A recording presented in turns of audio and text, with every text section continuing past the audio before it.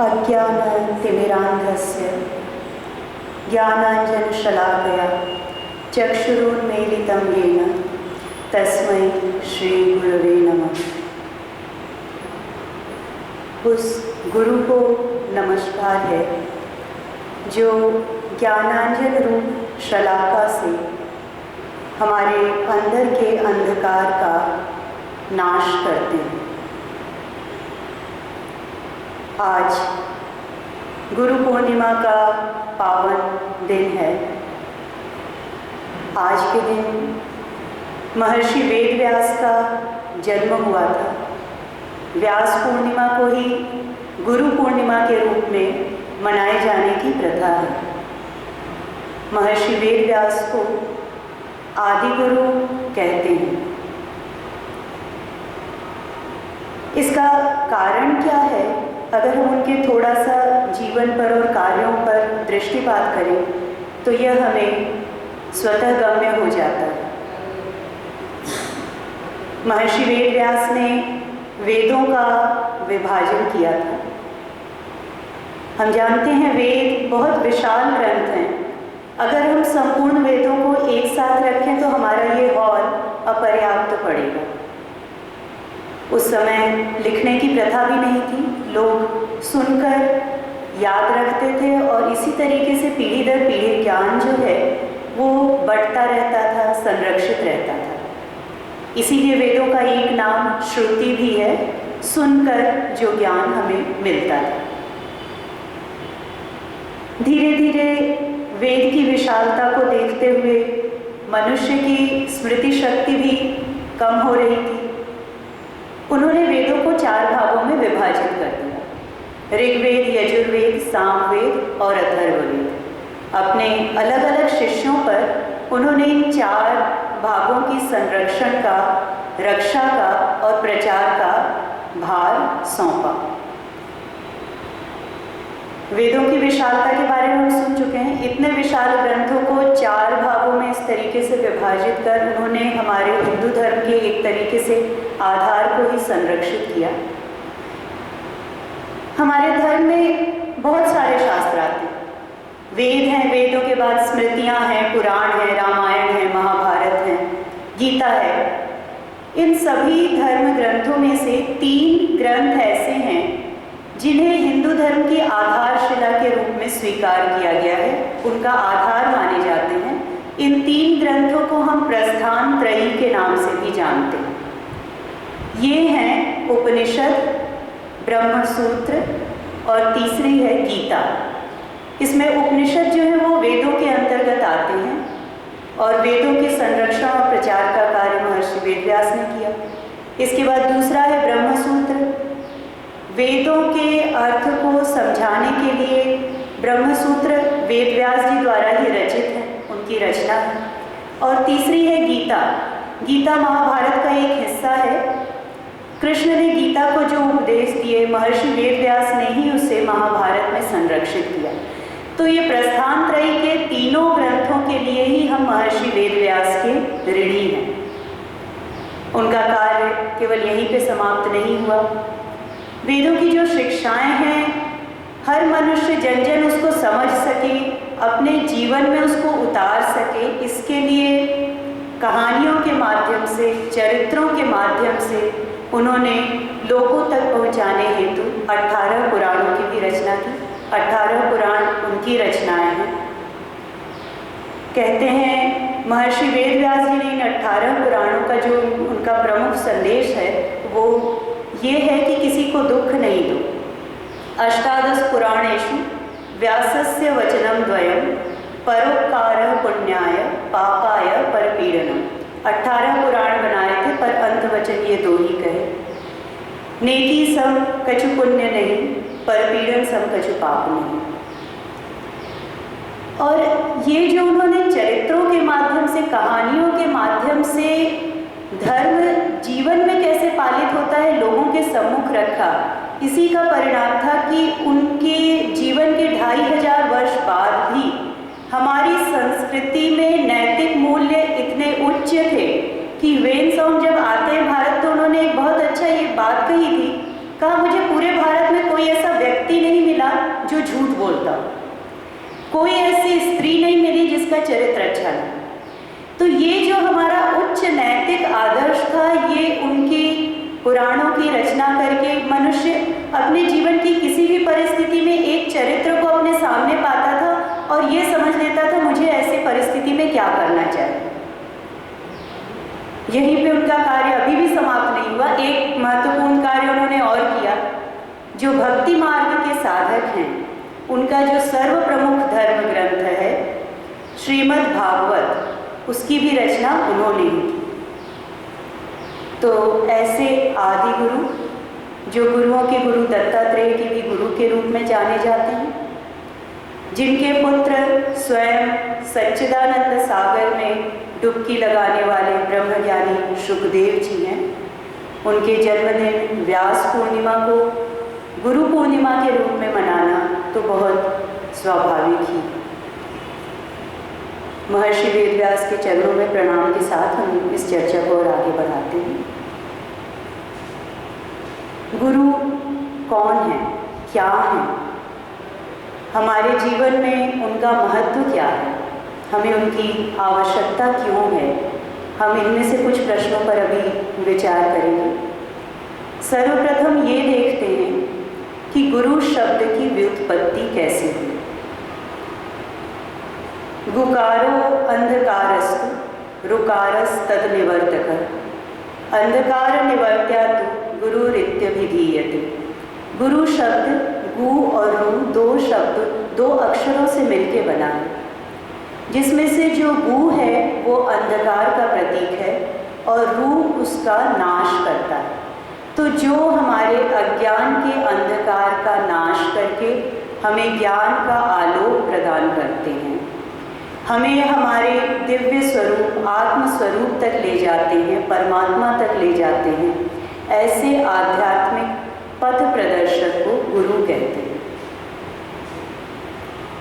कई बार हमारे मन में ये प्रश्न उठता है कि ये जो अज्ञान है ये तो हमारा है, तो फिर इस अज्ञान को दूर करने के लिए हमें किसी और व्यक्ति की आवश्यकता क्यों है? अगर हम ईश्वर को पाना चाहते हैं, उनके समीप पहुंचना चाहते हैं, तो क्या ये हमारे स्वयं के प्रयत्नों से संभव नहीं है? अगर हम अपने चारों ओर दृष्टिपात करें तो हम देख पाएंगे कि जीवन का कोई भी क्षेत्र हो, वैसे तो आजकल इंटरनेट का युग है, जो ज्ञान है वो बहुत तीव्र गति से हमें मिल जाता है, लेकिन तीव्र गति से मिलने वाले इस ज्ञान की जो दिशा है उसका निर्धारण कैसे होगा? वो ज्ञान हमें सुमार्ग पर भी ले जा सकता है, गलत मार्ग पर भी ले जा सकता है। ज्ञान तो मिल गया, ज्ञान से हमें शक्ति मिल गई, लेकिन उस शक्ति का उपयोग हम कैसे करेंगे, इसकी दिशा कैसे निर्धारित होगी? और भी दूसरे भी हम अगर अन्य क्षेत्रों में देखें तो हम पाएंगे, किसी भी कहीं भी आप लोग जॉब के लिए जाते हैं, रिक्रूटमेंट के बाद पहले क्या होता है? ट्रेनिंग पीरियड होता है, उसके बाद आपको काम दिया जाता है। यही नहीं, कोई चोर चोरी भी करने जाता है तो वो भी पहले सीखता है कैसे करनी चाहिए, नहीं तो पकड़ा जाएगा। तो कोई भी क्षेत्र हो उसमें हमें एक मार्गदर्शक की आवश्यकता होती है, और अभी जो हम बात कर रहे हैं ये आध्यात्मिक मार्ग की बात कर रहे हैं, और ये मार्ग कोई बहुत सहज नहीं है, सरल नहीं है। कठोपनिषद में यमराज ने ये मार्ग कैसा है नचिकेता को बताया है, और बताते हुए वो कहते हैं, शुरस्य धारा निशिता दुरत्यया दुर्गम पथस्तत कवयो वदन्ति।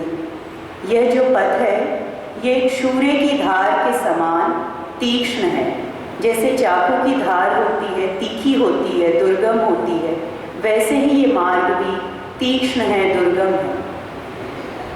कठोपनिषद में जो यमराज और नचिकेता की कहानी है उसमें यमराज और भी आज के प्रसंग के हिसाब से एक बात और कहते हैं।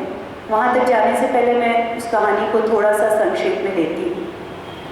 बालक नचिकेता थे, उनके पिताजी ने एक यज्ञ किया, विश्वजीत नाम का यज्ञ था, और उस यज्ञ में ऐसी परंपरा थी कि यज्ञ के बाद आपके पास जो भी धन है, आपका जो भी सर्वस्व है, वो सब आप दान कर दें। उन्होंने यज्ञ तो किया, लेकिन जब यज्ञ के बाद दान की बारी आई तो उन्होंने ऐसी वस्तुएं दान में दी जो उनके लिए उपयोगी नहीं थी। साथ ही जिन्हें वे दान में दे रहे थे उनके भी किसी काम नहीं आते। नचिकेता छोटा बालक था, लेकिन वो समझ पा रहा था कि पिता उचित नहीं कर रहे हैं, इसलिए पिता के धर्म की रक्षा के लिए वो उनके पास जाता है। उनसे जा कर के कहता है, पिताजी, मैं भी तो आपका सर्वस्व हूँ, आपका पुत्र भी जो है वो धन होता है, आप मुझे किसे दान में देंगे? पिता ने कोई उत्तर नहीं दिया। बालक ने दूसरी बार पूछा, तीसरी बार पूछा और फिर पिता क्रुद्ध हो गए। उन्होंने कहा, मैंने तुझे यमराज को दान में दिया। बोलने के बाद उन्हें पछतावा हुआ, लेकिन नचिकेता ने अपने पिता की वचन की रक्षा के लिए यमराज के घर जाने का निश्चय कर लिया। और कहानी में ऐसा वर्णन है कि जब नचिकेता यमराज के घर पे पहुंचता है तो वो बाहर गए हुए थे। 3 दिन तक उसने बिना खाए पिए उनकी प्रतीक्षा की। 3 दिन के प्रतीक्षा के बाद यमराज आए। उन्हें पता चला एक अतिथि आया है, 3 दिन से बिना खाए पिए बैठा है, ब्रह्मचारी है। तो उन्होंने उसे 3 दिन की प्रतीक्षा के बदले 3 वर दिए।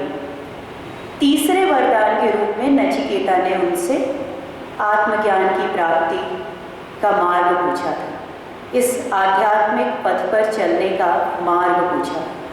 इस पर यमराज ने कहा था, देवै तत्रापि विचिकित्सितं पुरा नहीं सुविज्ञेय मरुणेश धर्म। देवताओं ने भी पुराने समय में ये जानने का प्रयत्न किया था, लेकिन ये मार्ग उनके लिए भी आसान नहीं है। इसके बाद और एक महत्वपूर्ण बात कहते हैं यमराज। वो कहते हैं, अनन्य प्रोक्ते गतिरत्य नास्त्यणीयान्यतर्क मणु प्रमाणात्। जब तक कोई ऐसा व्यक्ति जो स्वयं आत्म साक्षात्कार कर चुका हो या ईश्वर को पा चुका हो, वह इस मार्ग के बारे में न बताए, तर्क के द्वारा अपनी तर्क शक्ति से हम इस मार्ग में प्रवेश नहीं कर सकते।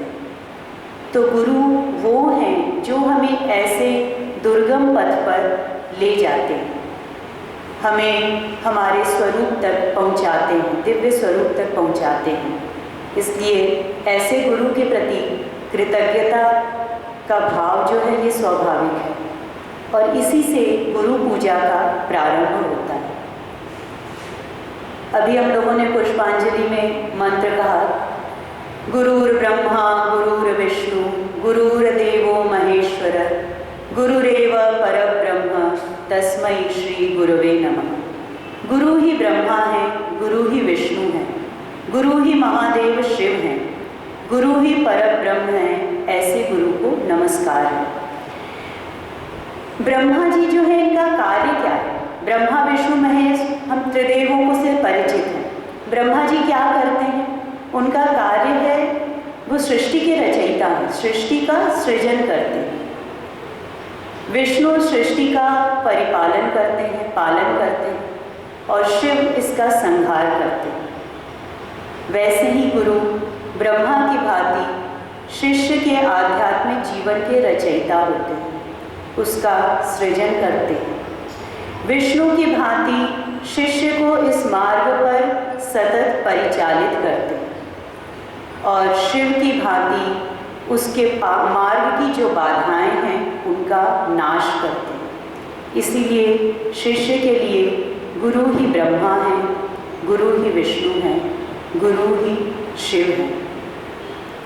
कबीर तो यहाँ तक कहते हैं, गुरु गोविंद दो खड़े काके लागों पाए, बलिहारी गुरु आपने जिन गोविंद दियो बताए। गुरु और गोविंद दोनों मेरे पास एक साथ आए।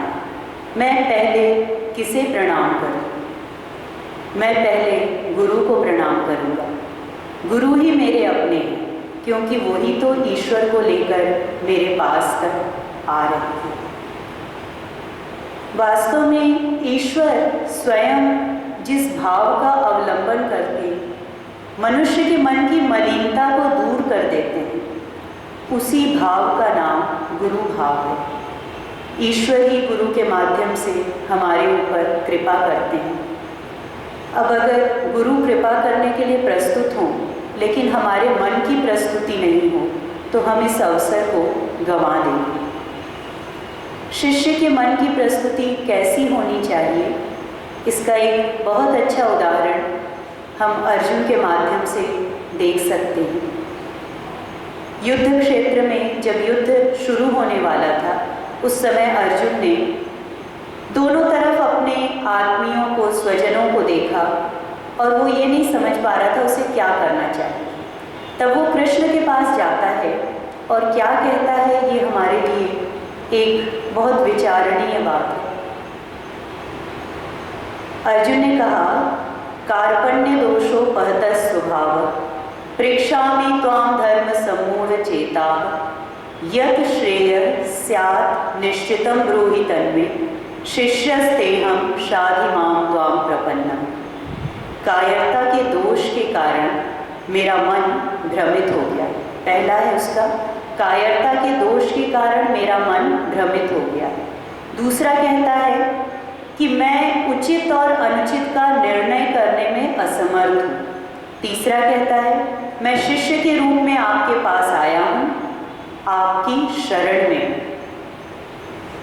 पहली चीज जो इसमें हम देख पाते हैं, उसके मन में ये अहंकार नहीं है कि मैं सब कुछ करने में समर्थ हूँ। कहीं ना कहीं नम्रता का भाव है। अहंकार मार्गदर्शन के पथ में बाधा नहीं देगा। दूसरा है, उचित और अनुचित का निर्णय करने में मैं असमर्थ हूँ। हमें कई बार लगता है हम भी तर्क कर सकते हैं, जो परिस्थिति है उसके बारे में हम कुछ तर्क कर सकते हैं और एक निर्णय ले सकते हैं। ऐसे में हम किसी से मार्गदर्शन क्यों लें? एक अश्रद्धा का भाव कई बार आ जाता है मन में। लेकिन आजकल चारों तरफ वाद विवाद प्रतियोगिताएं होती हैं और हम देखें कोई भी विषय लेके हम बैठें, अगर वादी के पास 8 तर्क होते हैं, पक्ष में 8 होते हैं, तो विपक्ष में भी 6 तर्क तो मिल ही जाते हैं। तो ऐसे में क्या सही है, इसका निर्णय हम कैसे ले सकते? तीसरा, उसे कृष्ण के ऊपर, गुरु के ऊपर पूरा विश्वास है कि वो जो मार्ग बताएंगे मेरे लिए वही सही है।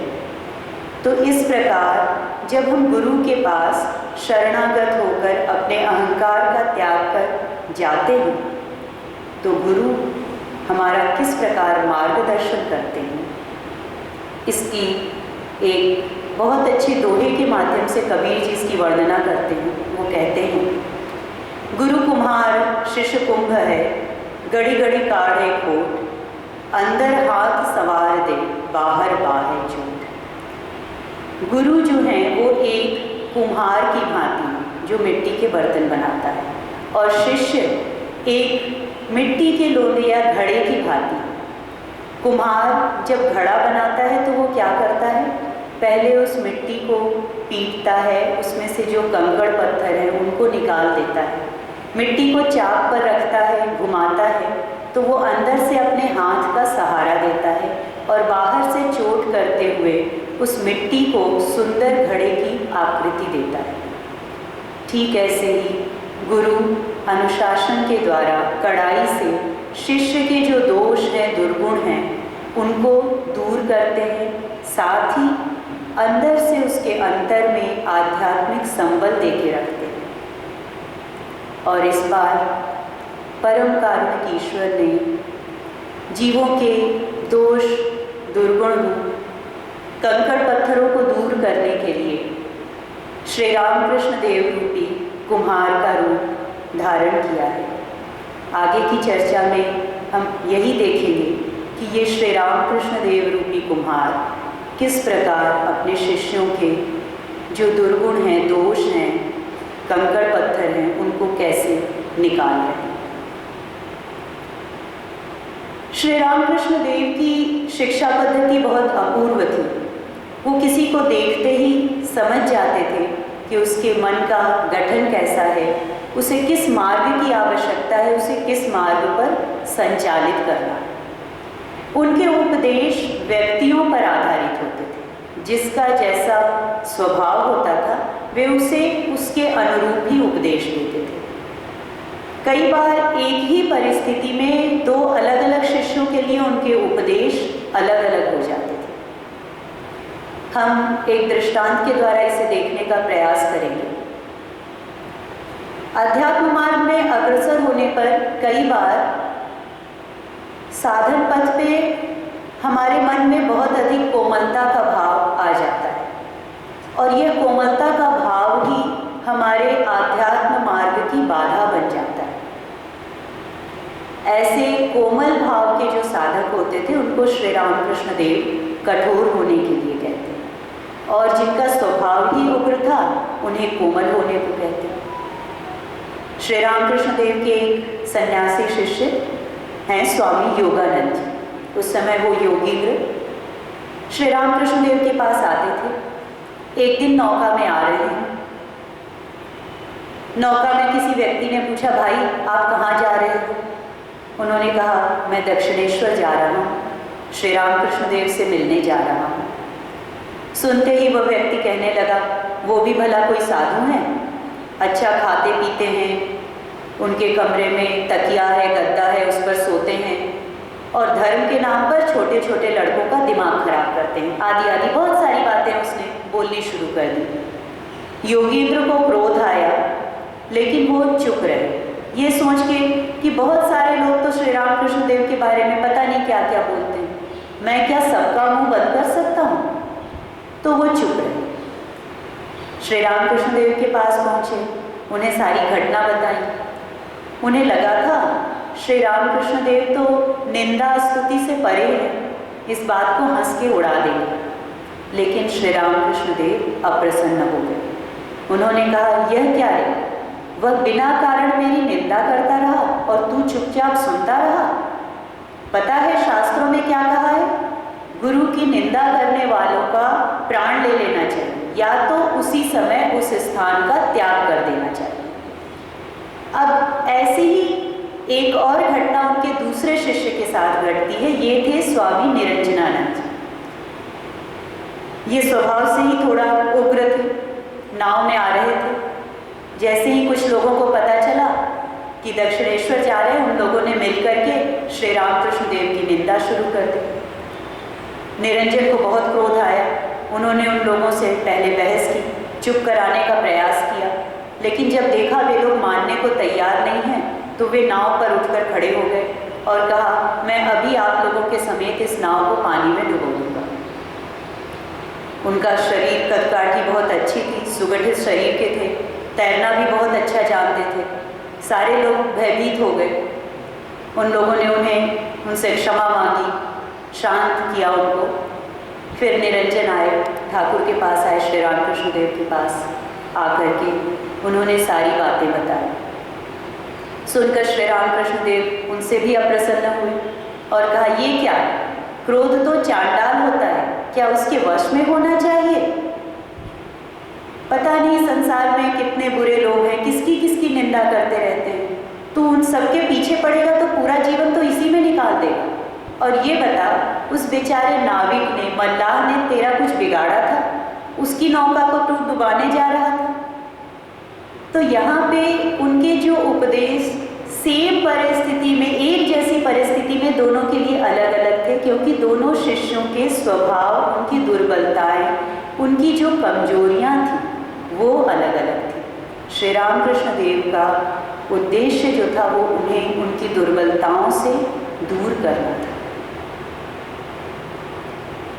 श्री रामकृष्ण देव केवल अपने शिष्यों को आध्यात्मिक शिक्षा ही नहीं, सभी तरीके की शिक्षा प्रदान करते थे।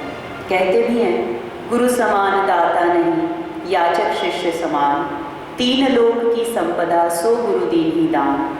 तो श्री रामकृष्ण देव भी हर तरीके का ज्ञान, आध्यात्मिक हो या व्यवहारिक, कैसे जीवन जीना चाहिए, ये सभी शिक्षाएं अपने शिष्यों को देते थे।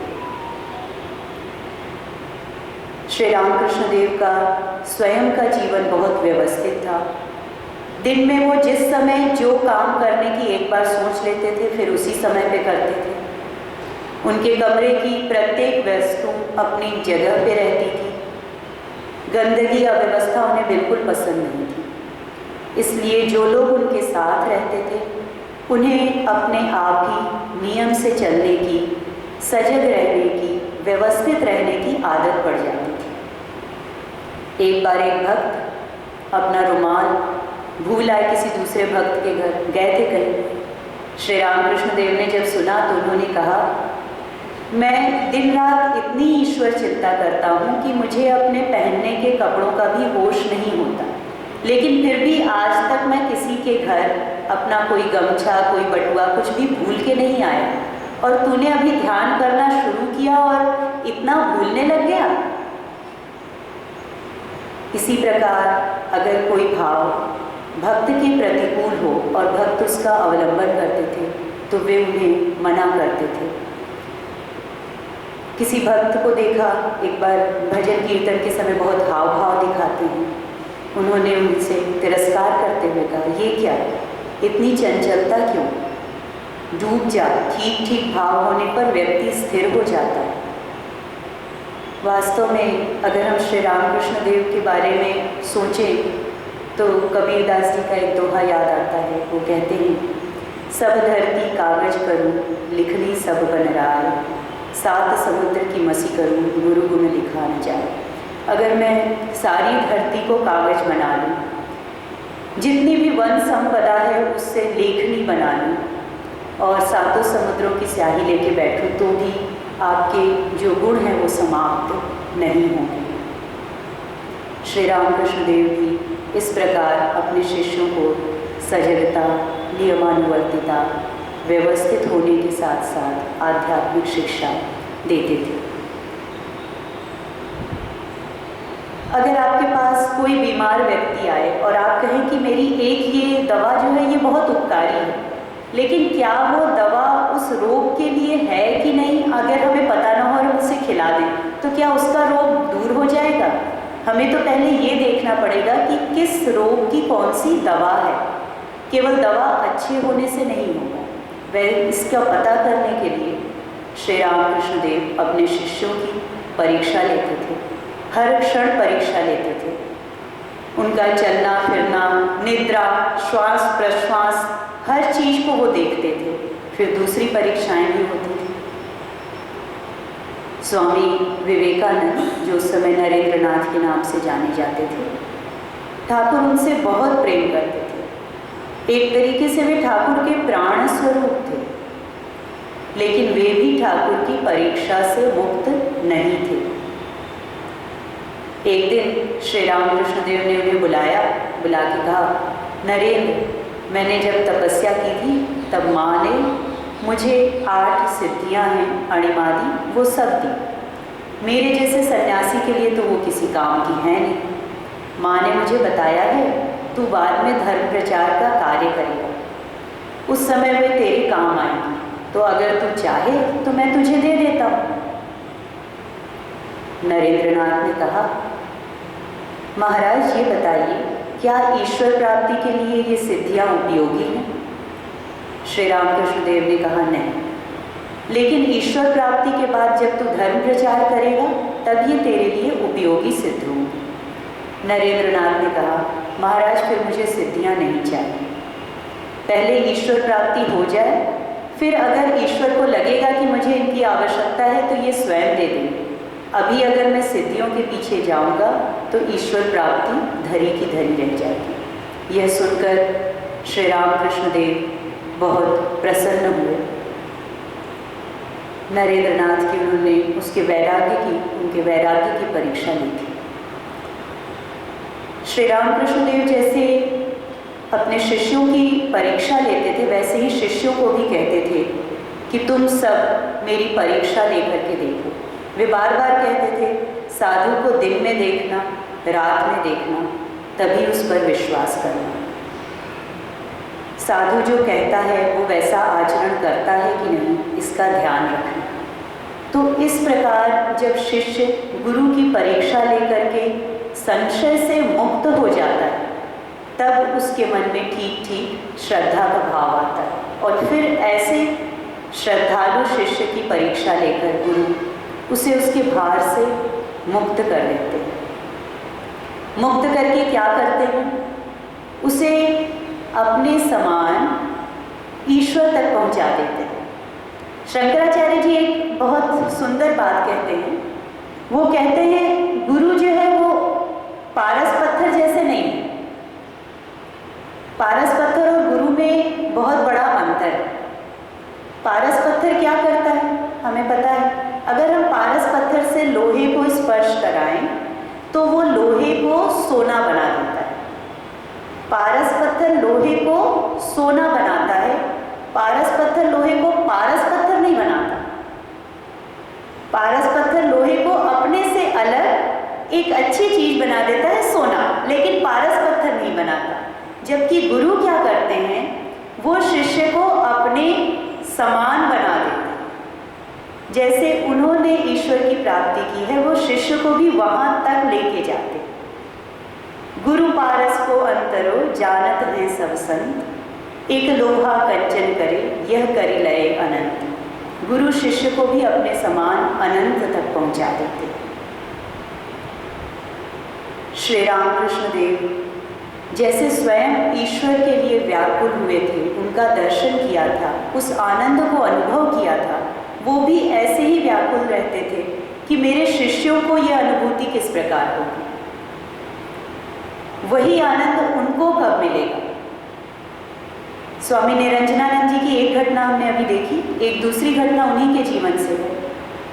वो दूसरी बार ठाकुर के पास आते हैं द्वितीय दर्शन के समय। जैसे ही वे ठाकुर के कमरे में आए, श्री रामकृष्ण देव ने उनका हाथ पकड़ लिया। हाथ पकड़ करके व्याकुल होकर श्री रामकृष्ण देव कहने लगे, निरंजन, दिन तो बीते जा रहे हैं, बोल तू कब ईश्वर की प्राप्ति करेगा, कब उनके चरण कमलों में अपने मन को लगाएगा, बोल क्या दिन ऐसे ही व्यर्थ चले जाएंगे, तू कब उन्हें पुकारेगा। निरंजन अप्रस्तुत होकर के, आश्चर्यचकित होकर के सोचने लगे, ये कौन है? मैं ईश्वर को नहीं बुला रहा हूँ, मैं उन्हें नहीं पुकार रहा हूँ, इसके लिए ये क्यों इतने व्यथित हैं, ये क्यों इतने व्याकुल हैं। श्री रामकृष्ण देव की यह व्याकुलता उनके शिष्यों के प्रति उनके प्रेम से उद्भूत थी। जो आनंद का स्वयं वो उपभोग कर रहे थे, उसका आनंद सब ले सके, वो सब समय इसी चिंता में रहते थे। हमने उनके जीवन में देखा है, दक्षिणेश्वर में कोठीबाड़ी से वो सबका आह्वान करते हैं, तुम सब कहाँ हो, आओ। किस लिए बुला रहे हैं वो सब? हम सब के अंदर में जो आनंद का एक घट है, हमारा जो स्वरूप इतना विराट है, हम सब उसको अनुभव करके स्वयं भी स्वयं को संपूर्ण अनुभव कर सके, आनंद स्वरूप के रूप से समझ सके, ये सबको बताने की व्याकुलता उनको व्यथित कर रही थी। अपने शिष्यों का से वो बहुत प्रेम करते थे। हर किसी की छोटी बड़ी पसंद का उनको ध्यान रहता था। किसकी क्या परेशानी है, इस पर भी उनकी दृष्टि रहती थी। कभी कोई शिष्य आर्थिक परेशानी में है तो वे दूसरों से उसकी मदद के लिए कहते। उनके पास बहुत सारे छात्र आते थे। वापस जाने के लिए उनके नौका भाड़ा, जो गाड़ी का किराया तो नहीं, नौका से जाने के लिए वो किराए की व्यवस्था करते थे। किसी भक्त के पास पैसों का अभाव है तो कोई गाड़ी से जा रहा है, उसे उनके साथ बिठा देते थे। लोग जो वस्तुएं भेंट में उनके पास लाते, वे सबकी पसंद के अनुसार निकाल करके अलग अलग रख देते थे। जब वे भक्त आते तब उनको देते। कभी ना आए तो किसी के हाथ उनके पास भिजवा देते। स्वामी विवेकानंद उनके सर्वप्रिय शिष्य थे। स्वामी विवेकानंद के पिता वकील थे, कलकत्ता में उनका नाम था। आर्थिक स्थिति बहुत अच्छी थी परिवार की, लेकिन पिता खर्चीले स्वभाव के थे। अचानक उनका देहांत हो गया। अमीरी में जो परिवार पला बढ़ा था, उनके लिए अत्यंत दुस्सह परिस्थिति आ गई। नरेंद्रनाथ को उसी समय कोई नौकरी मिली नहीं और परिवार में खाने पीने की भी असुविधा हुई। श्री रामकृष्ण देव बहुत व्याकुल हो उठे। उनके पास जो भी आता वे उनसे कहते, अरे उसकी ऐसी परिस्थिति हो गई है, कोई उसके लिए नौकरी की व्यवस्था हो सकती है क्या? लोग श्री रामकृष्ण देव की ओर आश्चर्यचकित होकर देखते। श्री रामकृष्ण देव ने काम और कांचन का त्याग किया था। उसके बाद से वो पैसे को छू नहीं सकते थे। कभी गलती से कोई धातु की चीज़ उनके हाथ से छू जाए तो उन्हें बहुत कष्ट होता था। ऐसा लगता था किसी बिच्छी ने मार दिया है, डंक मार दिया। ऐसा व्यक्ति जो स्वयं धन छू नहीं सकता, वो दूसरे के लिए नौकरी की व्यवस्था करने में लगा है। नरेंद्रनाथ को जब ये पता चला तो उन्हें बिल्कुल अच्छा नहीं लगा। वे गए श्री रामकृष्ण देव के पास और कहा, महाराज, मेरे जैसे एक साधारण से व्यक्ति के लिए आप हर किसी के पास ऐसे दीन वचन कह रहे, ये आपको शोभा नहीं देता। श्री रामकृष्ण देव ने कहा, नरेंद्र, तेरे लिए मैं झोली लेकर घर घर भिक्षा मांगने को तैयार हूँ। फिर तेरे लिए इतनी छोटी सी बात कहने में मुझे भला संकोच कैसे हो सकता है?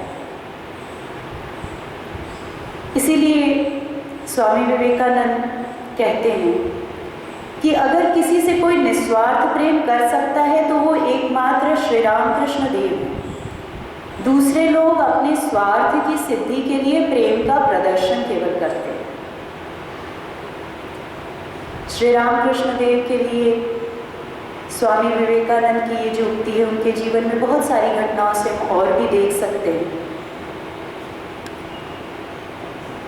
आज के इस शुभ दिन में श्री रामकृष्ण देव के चरणों में इस प्रार्थना के साथ कि आपने दक्षिणेश्वर से एक बार भक्तों का आह्वान किया था, हमें भी ये सामर्थ्य दीजिए कि आपके उस आह्वान का उत्तर देने में हम समर्थ हो सकें, उस मार्ग पर चलने में समर्थ हो सकें, आपकी कृपा का, आपकी शरणागत होने का संकल्प ले सके, आपसे कह सके, शाधि मां त्वां प्रपन्नम, मैं आपकी शरण में आया हूँ, मेरा उद्धार करो। इस एक दोहे के साथ अब इस चर्चा को विराम देंगे। सद्गुरु की महिमा अनंत, अनंत किया उपकार, लोचन अनंत उखाड़िया, अनंत दिखावनहार। जगत गुरु श्री रामकृष्ण देव, अनंत स्वरूप श्री रामकृष्ण देव, करुणामय श्री रामकृष्ण देव के चरणों में प्रणाम।